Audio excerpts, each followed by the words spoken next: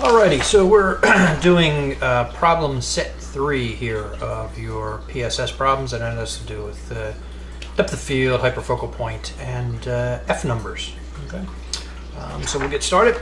Alright, so problem number 1 is right here. So I have a 20 diopter lens. It has a plus or minus depth of field of 2/10 of a diopter, and the question asks you for distant objects, what is the linear depth of focus? Okay, well,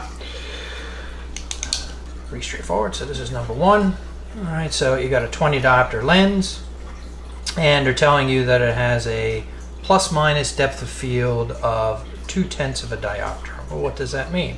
Well, that means that at any given time, that 20 diopter lens has an additional 2/10 of a diopter that it can use, or it can reduce its power by 2/10 of a diopter. That's what the plus minus means. All right, so at this point, this would be 20.2 diopters, and at its minimum power it would act like 19.8 diopters. All right, so we have a range that machine can function at. All right, these are dioptric powers. I just want to turn them into linear powers, so I'll take the inverse of the 20.2 and I'll take the inverse of the 19.8.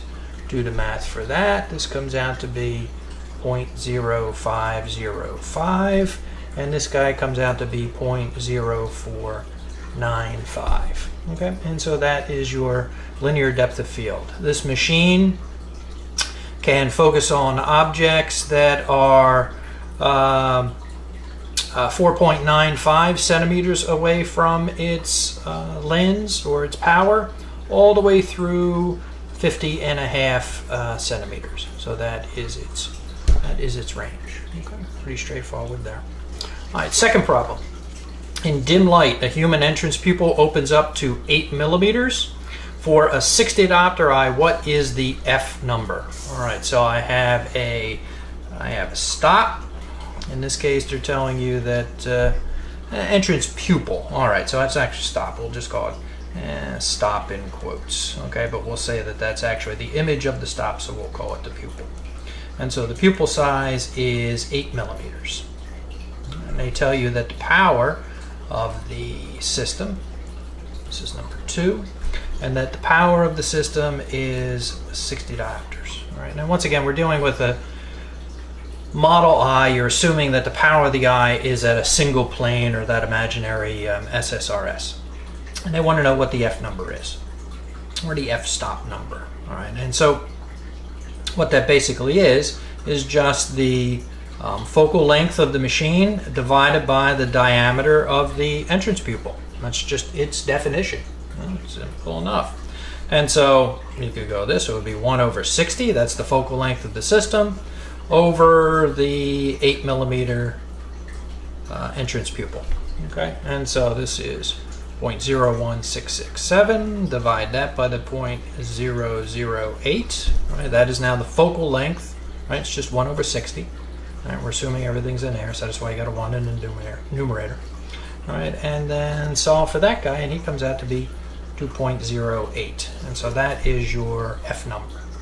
Okay. That is just that's a definition problem. It's just what it is there. All right, so let's see. Next one. Blue piece of paper. I like to kill trees around here. All right.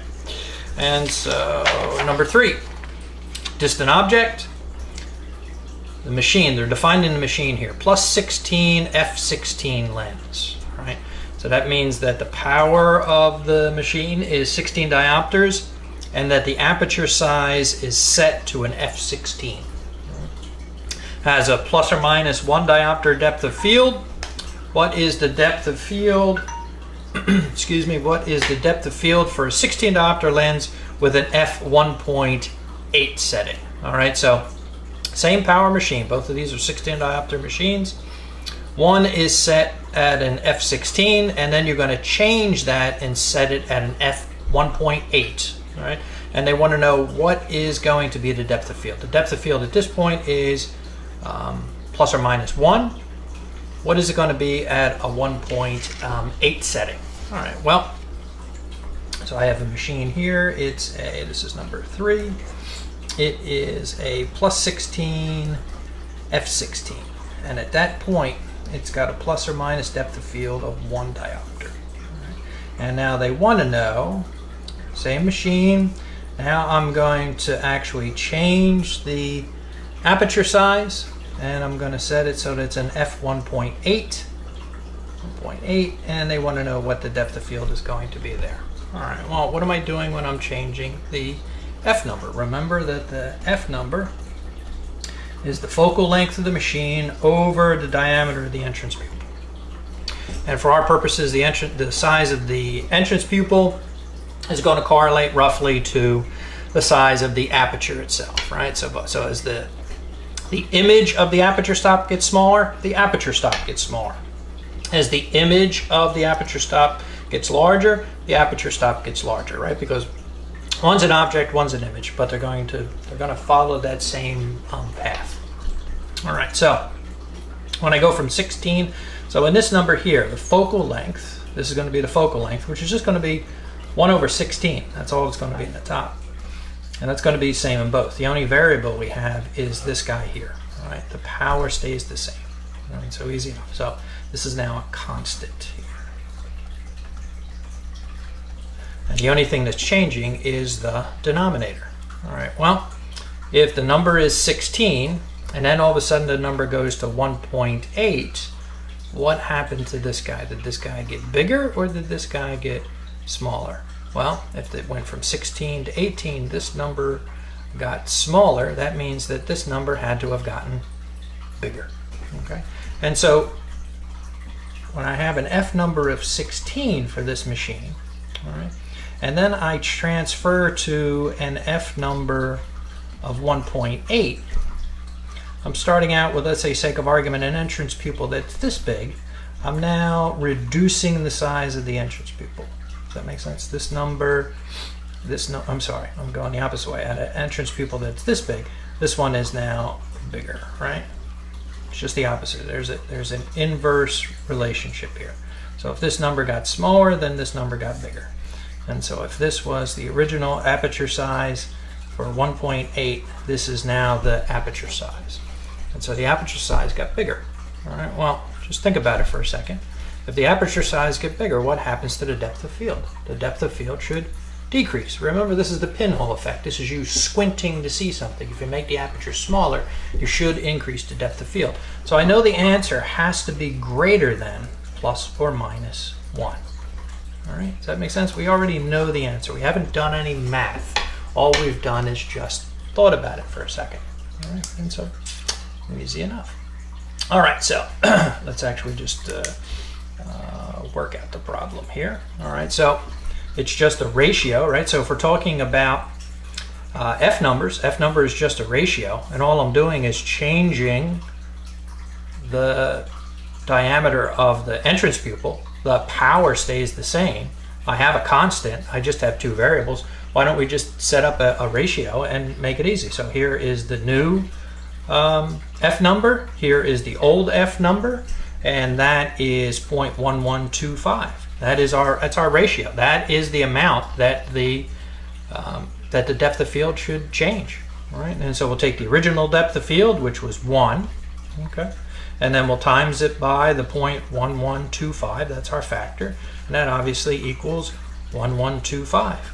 And so that's the answer, plus or minus 0.1125. That is the new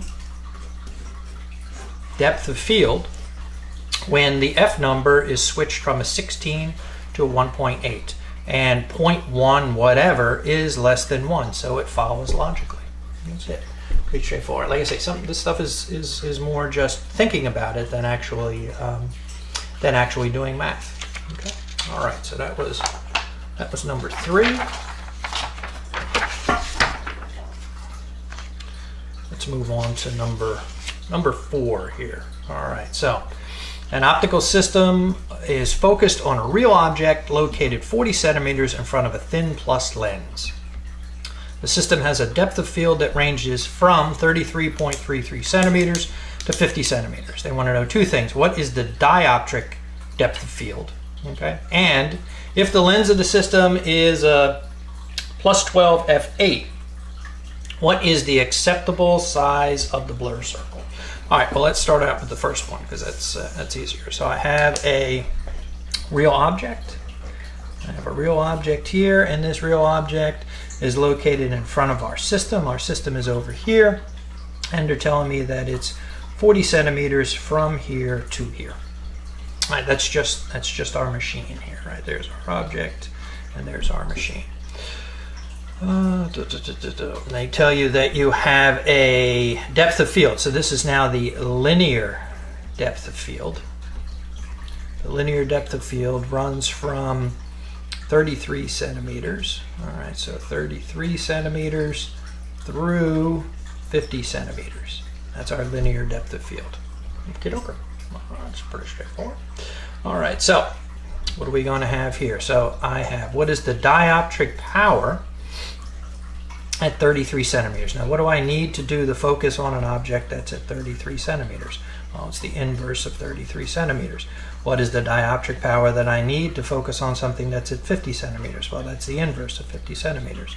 And this would then be 3 diopters, and then this would then be 2 diopters. Okay. Once again, we're assuming that there's air all around here. We're not told anything different in the problem, which means this machine can, at any given time, act as a 3 diopter lens, or it can act as a 2 diopter lens. All right.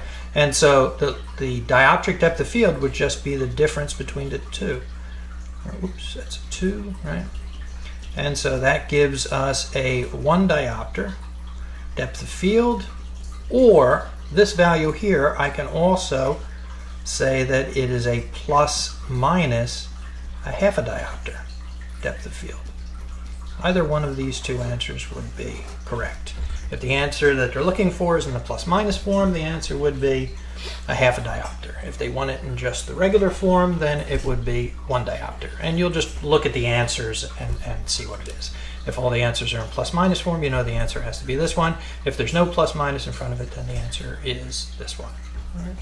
So, all right, now that's the first part, right? That is A. What is the dioptric depth of field? You just found that. All right, now they want to know the machine. Now they're telling you, they're giving you a definition of the machine. The machine's a plus 12 f8. Well, what does that mean? That means that the machine has a dioptric power of 12 diopters, and that its aperture is set at an f8. All right, and remember that the f number is nothing more than the focal distance of the machine over the diameter of the entrance pupil. That is the definition of an f number or an f-stop number.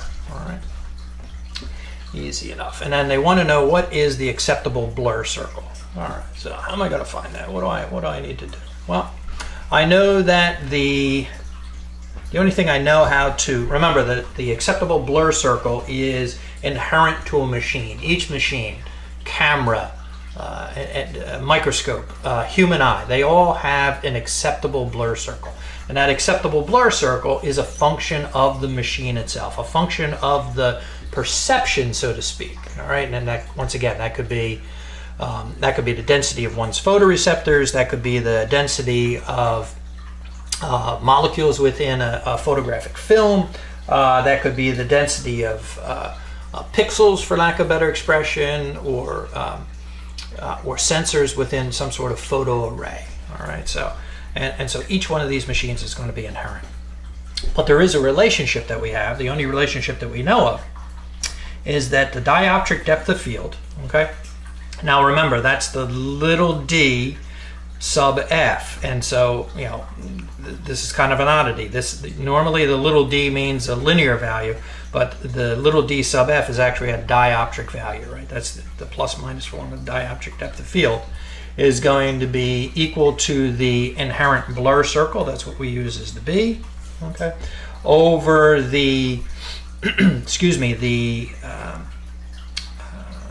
diameter of the entrance pupil itself and the linear position of the image. All right, and so this is the formula. That is the relationship that we have between the inherent blur circle, or excuse me, the acceptable blur circle, and the machine itself. All right, so now we just need to fill this stuff in. Now, over here, you already figured out what the plus minus form is. This, when you see this, this is the plus minus form. You just found that over here. That's the plus minus form. And so that's going to be a half a diopter. The B is what I'm looking for. All right. Now I need to know the size of the inherent blur circle. All right. And then I need to know where its position is going to fall. Okay, easy enough. All right, so how are we going to figure that out? All right, well, excuse me. And so the F number is going to be the focal length of the machine over the size of the aperture. That's what I'm looking for. I'm trying to get this D. All right, well, what am I told in the machine itself here? I'm told that it has a, oh God, got something in my throat, sorry about that. All right, I'm told that it has an F number of 8, that's given to it in our problem here. That's the 8. And this is the focal length of the system. Well, the power of the system is 12, so I'm going to take the inverse of the 12, and I'm going to be left with the D, okay? And so I'll just solve for the D. Throw that guy upstairs, bring that guy downstairs, and then when you solve for the D, that's going to be 0.0104. All right, and so now that's going to go over here, so that's 0.0104. All right, so I know what this guy is, I know what this guy is. This is the guy I want to find. Now I need to know where the focal point of the image is going to form. Now, where is that going to be? All right, well, let's see. So I have a system that has a power of 12. All right, that's given to me over here. That's given to me in the problem. So I have a system that is a power of 12. I got an F number that I know is an F number that's going to be the 8. All right, and then I know that the little u that's given to me in the problem, and that's here, that's that 40 centimeters. All right, so 40 centimeters, if you're a math person, it's going to have a negative in front of it, right? So it's to the left. We're assuming that light's going in this direction, so it's against the path of light, okay? And so what we're going to have here is that the big U, okay, the big U, if the little u is minus 40, the big U is then going to be 2.5. It's going to have a negative sign associated with it. All right, all I did was just this is the inverse of the minus 40 centimeters. So easy enough. And so I have U plus D equals V. Remember, just check your tattoo. It'll save you one day. And so this is a minus 2.5. The D is a plus 12, and that's going to give me the big V. Okay, and so the big V is going to be 9.5, right? Just take the 12, subtract 2.5 from it, and that's going to give me 9.5. And that 9.5 is a plus sign. All right, easy enough. All right, so now I'm going to take that 9.5. That is the big V. The little v is then going to be the inverse of the 9.5. Right? And so I'm going to put that over here, 1 over 9.5. And then that's my, all I have is one variable. Now throw these guys up, so that would be 0.50 times, this guy's going to go upstairs, so he's going to be 0.0104, and then this guy gets thrown upstairs again, and so that's going to be the other 9.5 over here. And then solve for the B, and then when you solve for the B, that guy comes out to be 0.000547. That's going to be the B. All right? And so that's your answer. That's a really small number. Well, remember, we're talking about image sizes in image space. In any machine, that's going to be very small. All right, so you can also say that this is in meters, obviously. So you can go 1, 2, 3, and so that's maybe a half of a meter, a half of a millimeter. Right, so it's 0.547 millimeters. That could also be an answer that way. All right, but that's basically it. You're just working yourself backwards. like I say, the only way to know what the acceptable blur circle in a machine is to actually find it empirically. In other words, you have to test and see what it is. And the only relationship that you know of is this formula here, the relationship between the depth of field and the inherent blur circle. And all we're doing is just taking the data and working our way back. But anyway, ultimately that is the answer that they're looking for here. Alrighty, that was 4. All right, we'll move on to 5. 5 is over here. Let's see, so that is an optical system consists of a plus thin lens, 4 centimeters in diameter, and a screen, which is located 5 centimeters from the lens. And the size of the blur circle is 1 centimeter. What is the dioptric depth of field? Find the hyperfocal point. Find the proximal point of the depth of field if the system is focused at the hyperfocal point. Okay. All right, so I have a thin plus lens. Thin plus lens, its diameter, right? It's also a stop. And they're telling you that its diameter is 4 centimeters. That's from here to here. And there's a screen. There's a screen over here. This is our screen. And the screen is located 5 centimeters from the lens. And so 5 centimeters, from here to here. That is where our screen is. And they're telling you that, let's just have an object. Let's say, sake of argument, they're telling us that we have an object. No. Okay, so we're going to say that we have something over here. Just have parallel light coming in. This is a condensing lens. And this is just, I'm just drawing this out over here just to demonstrate, right? So I'm going to make it so that the machine is too weak, so that the focal point falls behind the screen. And so now what I have here is an image on the screen, and the image is going to be out of focus, right? Here's the focal point. This is obviously now going to be a blur circle, okay? And what you're telling you that the diameter of that blur circle given to you in the problem is 1 centimeter. All right, so 0.01. That is the diameter of the blur circle. All right, so this guy here is that blur circle there at the plane of the screen. All right, that's what the problem's trying to tell you. All right, now I want to know what the dioptric depth of field is.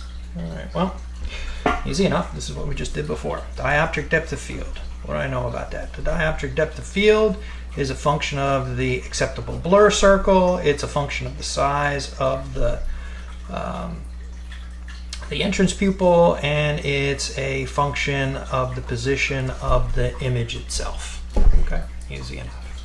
All right, so remember, this is diopters, right? The units of diopters are inverse meters. This is a blur circle, a linear value. Its units is meters. This is the diameter. This is linear. This is units of meters. This is an image position. This is linear. This is meters. So I have meter over meter squared, which means I have 1 over a meter, and that is the units. All right, in case you forget what's on top, what's on bottom, just think about it for a second. It should come to you. It's easy enough. All right, so now we're just doing plug and chug, right? So I'm given the diameter of the blur circle. That's 1 centimeter. I am given the image position already, right? The V, that's the distance from here to here. That's where the image, this is the image. This is the image, this is the machine. There you go. And so the V is our 5 centimeters, okay? And then we need to know what the size of the aperture is, and the size of the aperture was given to you in the problem, and that's the 4 centimeters. Can't be that, it's, you know, can't get them any easier than that, okay? And then this comes out to 5. All right, and then remember, when you see it in this form, this is the plus minus form of the dioptric depth of field, and then that's your answer. Plus or minus 5 diopters. Right, that's a pretty large depth of field if you think about it. All right, and so, but anyway, that's the that's A. What is the dioptric depth of field? Plunk. There's your answer there. All right, that's the answer to part number A. Find the hyperfocal point. Okay. Well, the hyperfocal point Remember, for a machine, if this is the machine, all right, and there is some sort of dioptric depth of field that I have, okay, what I want to do is maximize. When you're talking about hyperfocal points, that's going to be the focal point that will give the machine its maximum range of clarity. All right, and to do that, I want to take the limit of this dioptric depth of field. If this is the dioptric depth of field, okay, I want to take its limit. Let's say, sake of argument, it was from here to here. This is not drawn to scale. This is just generalities. Let's just say, sake of argument, this is the dioptric depth of field here from whatever this is, point A to point B. Okay, and so I want this edge of this dioptric depth of field over here, I want that to correlate with 20 feet or 6 meters. Why do I want to do that? Because everything after that, through here all the way out, this is all called optical infinity. Okay, and so if I can align the outer edge of the dioptric depth of field with the beginning of optical infinity, now that gives me a maximum area of a range of clarity. Okay, and so I'm not going to focus the machine here, I'm not going to focus the machine here, I'm not going to focus the machine here. I want to focus the machine at its hyperfocal point. And if I focus this machine such that this is now the focal point of the machine, the hyperfocal point, everything one half from the hyperfocal point to the machine, I'm going to call that approximately 1/2, through optical infinity, is now in acceptable focus, and that's called the hyperfocal distance. Okay, and so you can see this maximizes a machine's range of clarity, and this is inherent to all machines. All machines, human eye, camera, video camera, whatever, has its own hyperfocal point, and when that machine is placed or forced to focus at that hyperfocal point, it gives it a maximum range of clarity beyond its given depth of field. All right, and so the hyperfocal point, the definition, we derived this in the lecture, but it's easy enough. The hyperfocal point is just the inverse of the dioptric depth of field. Okay, and remember, when you say little d over sub f, dioptric depth of field, you're talking the plus minus version. All right, and for this one, just think of it as the minus version. If you need to have the signs in there, then just put a little minus sign in front of it. What does that mean? Well, that means I'm not worried about the depth of field behind the machine. I'm worried about the depth of field in front of the machine in this case. So in front, against the path of light, that's where the minus comes from. Okay. And so to find the hyperfocal point, I'll just take the inverse of the dioptric depth of field. You want to put the minus in front of it. There you go. Okay, and so it's just basically the inverse of 5, and that is 20 centimeters. And all the minus means is that it's 20 centimeters in front. And so right here, this is now, so I'm going to make this guy, this is not the scale, obviously, right? And so this is 20 centimeters, and so wherever this is, this point right here, this is the hyperfocal point of the machine. Okay, easy enough.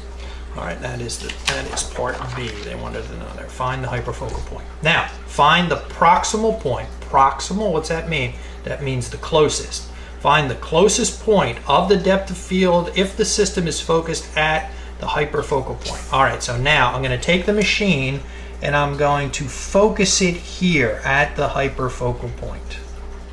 Okay, and when I focus this machine at its hyperfocal point, that means everything 1/2 the distance from the hyperfocal point to the machine. 1/2 of 20 centimeters is 10 centimeters. So 10 centimeters through optical infinity is now its hyperfocal distance. Okay. The closest thing that this machine will perceive to be in acceptable focus is going to be its proximal point. That proximal point, therefore, is 10 centimeters.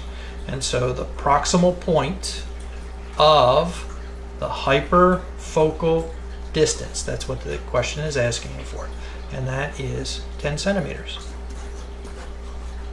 It's easy. Okay, what does this mean? Well, there you go. Find the proximal point of depth of field system focused at the hyperfocal point. Boom. That's great. That's the answers. All right. Ooh, yay! We have the answers. Who cares?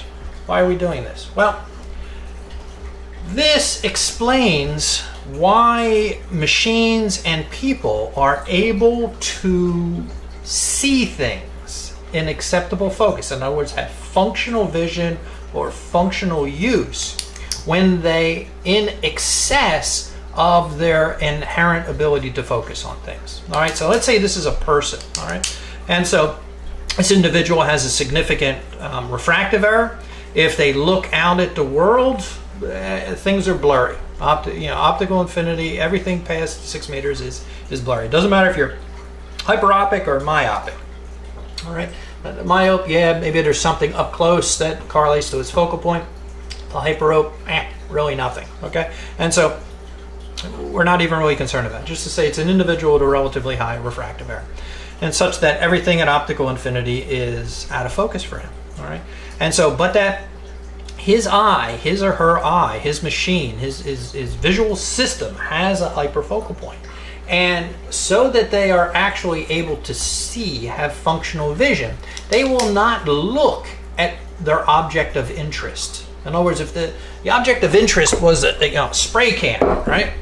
Can of spray paint, all right? They don't look at the spray paint, okay? Let's just say this is the can of spray paint over here. This is their eyeball. Okay, and this is the can of spray paint here. They want to see the can of spray paint. All right, well, the can of spray paint is blurry for them if they look at the can of spray paint. They don't look at the can of spray paint. They look at their hyperfocal point, whatever that is actually where they're fixing their gaze. And that hyperfocal point means that everything that half the distance from that hyperfocal point through optical infinity is going to be in acceptable focus, which means to them that spray can is in acceptable focus.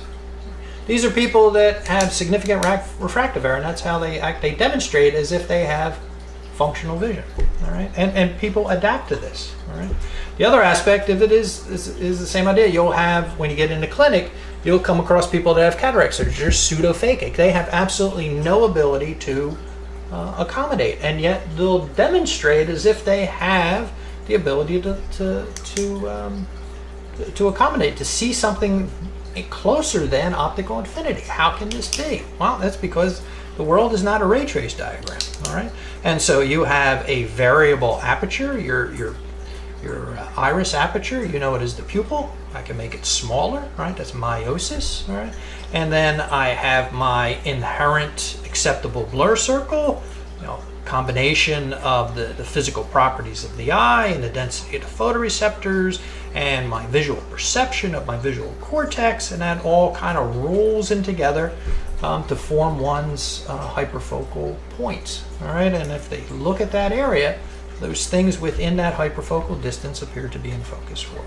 All right, and so this is the point I'm trying to make to you. This is more than just getting math answers to fill out on a test. This is where you should be taking it to the next level to understand how these machines actually function, other than just on a ray trace aspect. But anyway, that's the answer to number 5. All right, so you got it here. Number 6, a 2-diopter uncorrected myope has a total of 1 diopter depth of field. Okay, no plus minus in front of this guy, right? This is total. If corrected at their hyperfocal point, what would the Rx be? All right, this is a little weird, right? And so they don't want to correct their refractive error. Okay, they want to correct them so that they're looking at their hyperfocal point. And then what would the Rx be? All right, so I got a 2-diopter uncorrected myope. So I'm saying that at the plane of their eye is 2 diopters too strong. And at this point, they have a 1 diopter total depth of field, okay?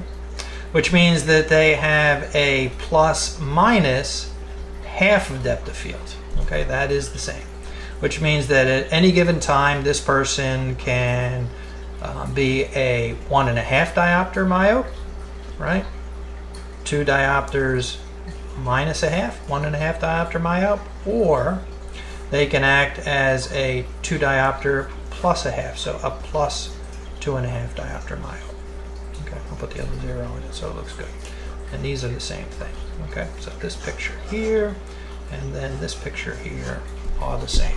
All right, so now, so we need to figure out where their hyperfocal point is. All right, so where's the hyperfocal point of this individual here? All right, so, excuse me. Ooh.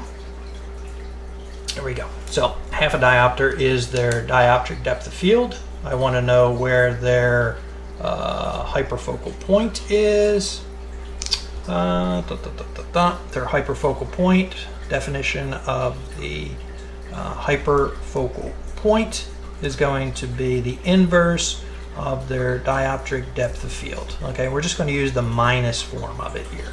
All right, and so it's going to be the one that's going to be towards this side, so the minus aspect.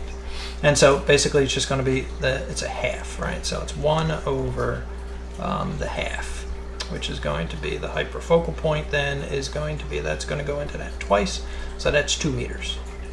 Okay, and so this person's hyperfocal point, if this is their eyeball, okay, their hyperfocal point is going to be 2 meters in front of their eye. Okay, and that's where you want to correct this person to. They want them to be looking at their hyperfocal point. All right, easy enough. So let's see, at 2 meters. All right, so at 2 meters, this is the distance at 2 meters. Now this is going to be I'm going to make this into my object. That's where they want to be focused at. Right. So there's your 2 meters. All right. And so at 2 meters, I want to know what the divergence is entering their eye right here. What is this? All right, well, this is a linear value. I want to turn that into a dioptric value. So that's 1 over the 2, and that gives me that's 1/2, right? So that's going to be a half a diopter. All right, and this is a negative number if you're a math person, which means this is going to be a negative, right? It's in front against the path of light. All right, so I have coming in here, I have a half a diopter. All right. Their eye is 2 diopters too strong. That's 2 diopters. And so what do I have coming out of the back here? Well, what I have coming out of the back here is then 1.5. All right, so that's what they need to, that's what they need coming into their eye, or excuse me, that's what their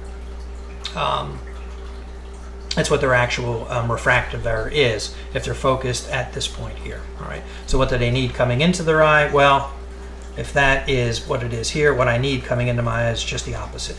All right, and so this is the prescription here. All right, so minus 1.5. All right, so if you think about it, what you're doing is you are undercorrecting your patient. Okay, and so just think about where it is. Think about where a hyperfocal point is. A hyperfocal point is something out in front of the patient. That makes sense, right? And we're trying to get our maximum range of clarity. All right, so if you think about it, this individual has a this individual, if they're able to hold something in front of their face, and that would be over here at +2, and so they're, excuse me, over here at +2, their proximal point, okay, would be 50 centimeters. Okay, and so they would be able to hold something at 50 centimeters to actually be able to see what their that would be their if they could hold it there, whether they have any accommodation or not, they will be able to see something. All right, so that's their fixed machine, but it would have to be held specifically at 50 diopters. It could, or 50 centimeters, excuse me. It couldn't be 51. It couldn't be 49. It would have to be there. Now their depth of field comes into play, okay, which gives them that wiggle room, okay. And so if you wanted to know what their actual wiggle room was, we could do the linear depth of field, and that would be the inverse of 2.5. That would be 40 centimeters, and that would also be the inverse of the 1.5, and that would come out to be 67 centimeters. All right, so that's their linear depth of field here, 40 to 67. All right, and our actual proximal point, without any of this taken into consideration, which is what you've done up until now, would be the 50 centimeters here. Right? And so, yeah, it's so how are you going to, if you think about it here, so this is now the 1.5. That's actually focusing at their, just at the beginning of their, the farthest point of their depth of field, right? That's what we talked about here, the hyperfocal points, okay? What I want, if this is my dioptric depth of field, if this is the limit of my dioptric depth of field, I want that thing to correlate with the edge of optical infinity. I want these two things to match right here, all right? Well, the edge, the outer edge of the depth of field, right? The outer edge of my depth of field was 67 centimeters. Right. Now, what is that in a prescription, or what is that in a dioptric form? We already did this. We're just working backwards. The inverse of the 67, that's your 1.5, right? That's the answer there, and that's the answer there. All right. So the way I did it the first time, I just kind of cranked through, right? I used formulas, right? I worked my way through the math to come up with the answer. Okay. This way over here is just conceptually thinking about it.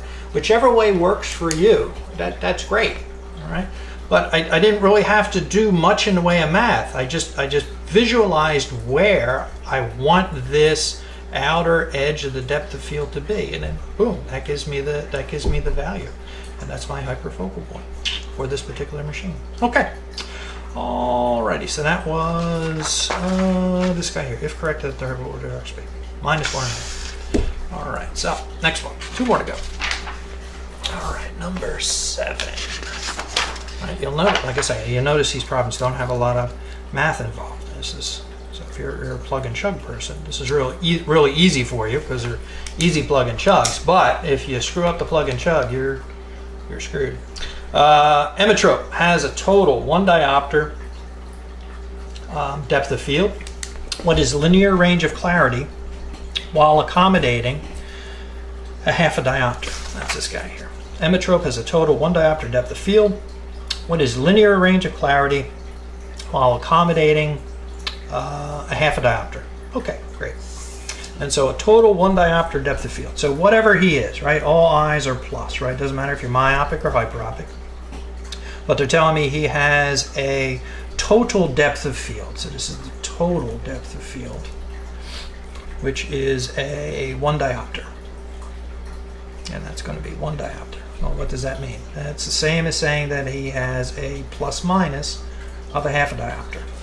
Okay, easy enough. So you could go a 1/2 diopter this way, he can go a 1/2 diopter that way. We actually don't know what his refractive error is. All right? Well, actually we do. His refractive error is 0. All right. So it makes it really doesn't matter what his refractive error is. But in any case, the problem told you he was an emmetrope. All right. So he had a refractive error of 0. So let's just draw it again for you. That just makes the problem that much conceptually easier. All right, so he has no refractive error. Okay, but at any given time, he can make himself into a 1/2 diopter hyperope, or he can make himself into a 1/2 diopter myope. Okay, easy enough. That is now his dioptric depth of field. All right, now they're saying you want him to accommodate by a 1/2 diopter. Well, if he accommodates by a 1/2 diopter, that's like him increasing the power of his eye by another 1/2 diopter. Okay, so now he's no longer emmetropic, he's a 1/2 diopter myope.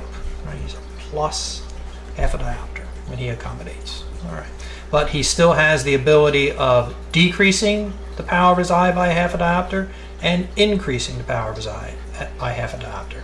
If that is the case, well, if I'm a 1/2 and I decrease myself to a 1/2, now I'm back to emmetropia. Okay.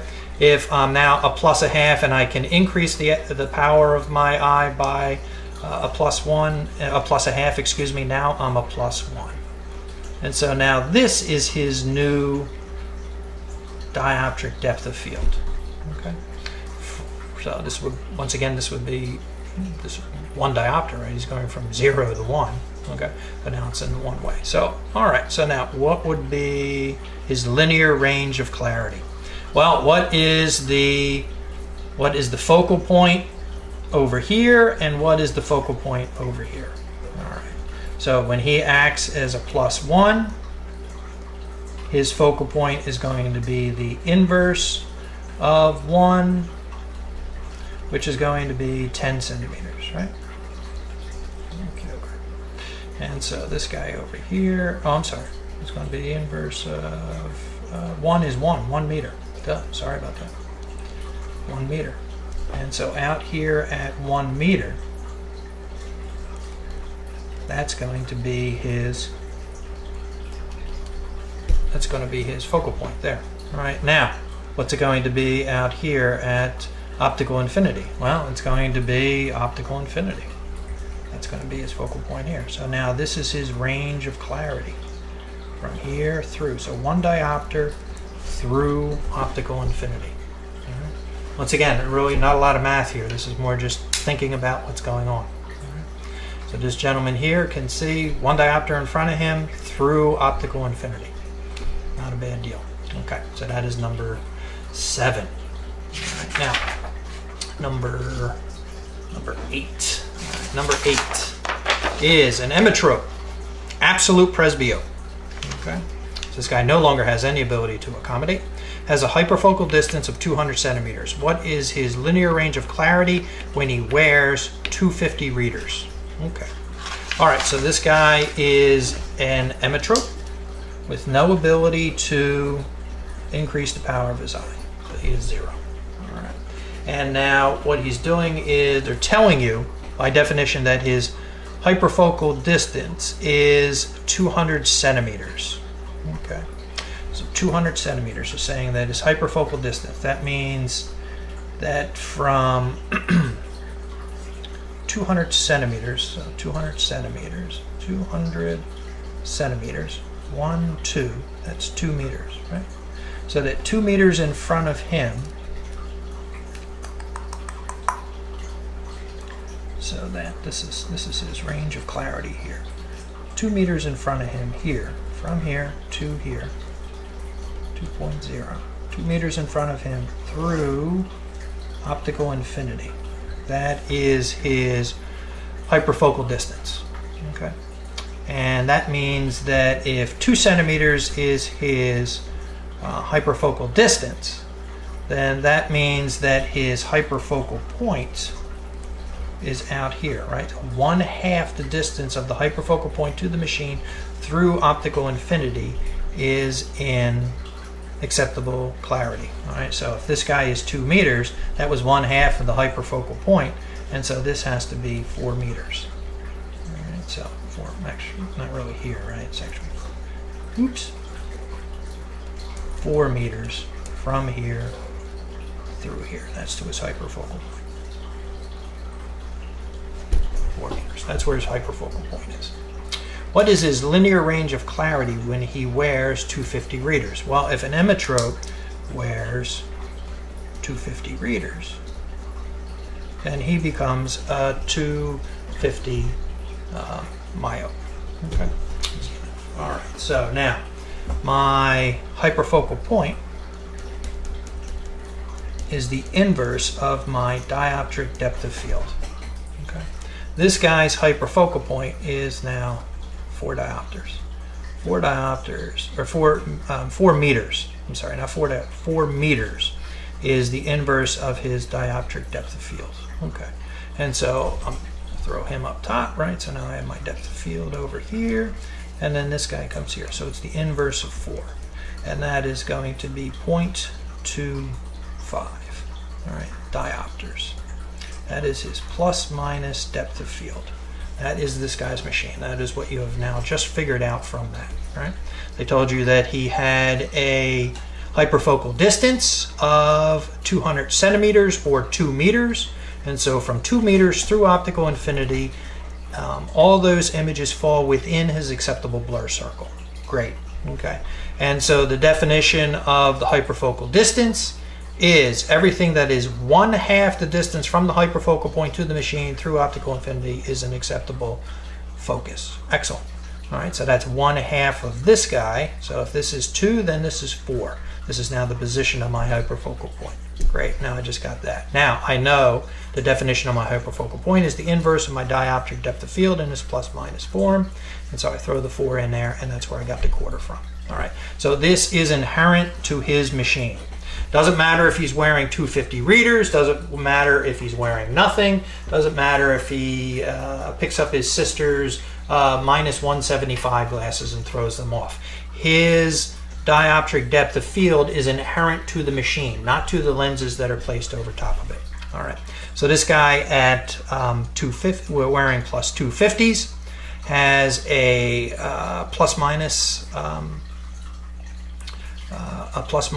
dioptric depth of field of excuse me, a quarter. All right, so now what is his range of clarity going to be? All right, well, let's see, what does it do here? So now he's at 250, all right, and so now he has a quarter diopter off of that, and so that's going to bring him into you know, I'm going to need to double check how her mind is working on that, because I'm not sure if her mind and my mind are going to work the same way. Yeah. All right, I'll be back on that one.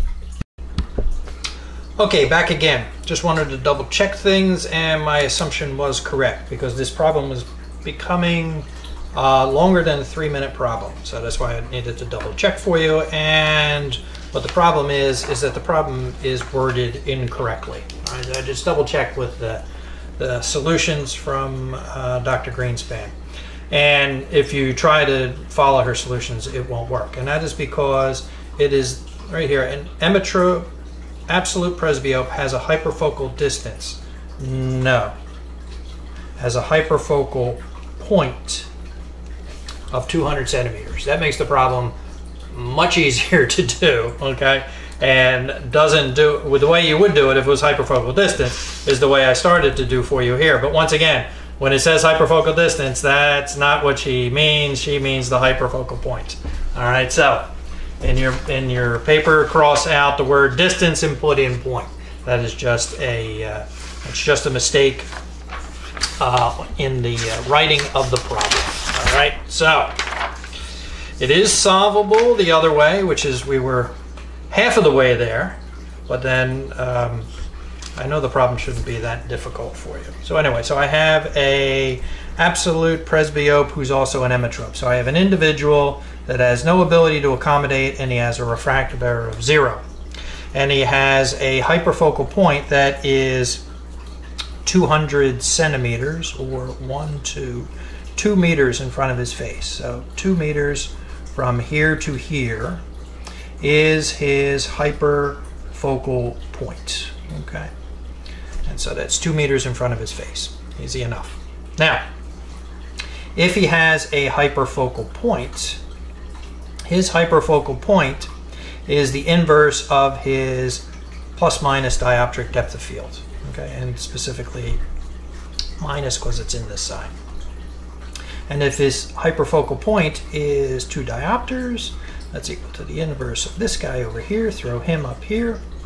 So his dioptric depth of field is 1/2, or, excuse me, a half a diopter, plus or minus.